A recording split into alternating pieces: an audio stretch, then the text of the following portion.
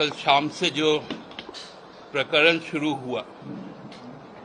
इस प्रकरण की पटकथा हमको लगता है 2 वर्ष पूर्व से ही लिखी गई थी और इस विषय में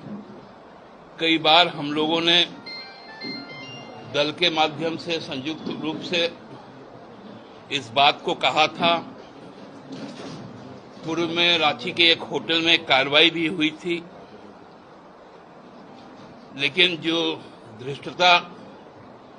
भारतीय जनता पार्टी का है, येन केन प्रकारेण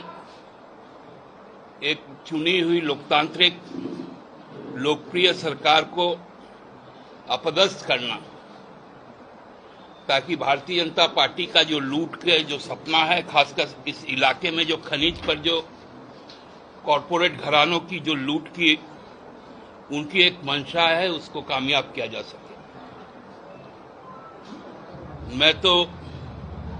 बहुत बहुत आभार व्यक्त करने के लिए मेरी पार्टी की ओर से मेरे आदरणीय नेता गुरुजी के निर्देश पर हेमंत सोरेन जी के तरफ से मैं कांग्रेस का आभार व्यक्त करने आया हूं कि जितना विजिल कांग्रेस पार्टी है इस सरकार के स्ट्रेंथन के लिए, इस सरकार को मजबूती के साथ चलाने के लिए, उनकी जो प्रखर नजर अपने विधायकों पर है और जो अनुशासन कांग्रेस पार्टी ने दिखाने का काम किया है, उसके लिए हम लोग अपनी पार्टी की ओर से आभार व्यक्त करने के लिए भी आए हैं। हम लोग जानते हैं कि बहुत दिनों के बाद, लगभग 20 वर्षों के बाद, हमारे राज्य में एक स्पष्ट नीति के साथ चुनाव पूर्व गठबंधन, जिसमें सारी बातें तय हुई, उसके बाद ही ये सरकार अस्तित्व में आया। तो ऐसे परिस्थिति में इस सरकार के खिलाफ यदि कोई साजिश रची जाती है, वो सीधा लोकतंत्र पर हमला है।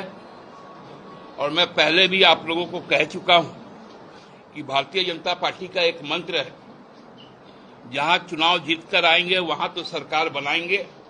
लेकिन जहां चुनाव हारेंगे वहां सरकार जरूर बनाएंगे। ये प्रयोग मध्य प्रदेश में हुआ, कर्नाटका में हुआ, गोवा में हुआ,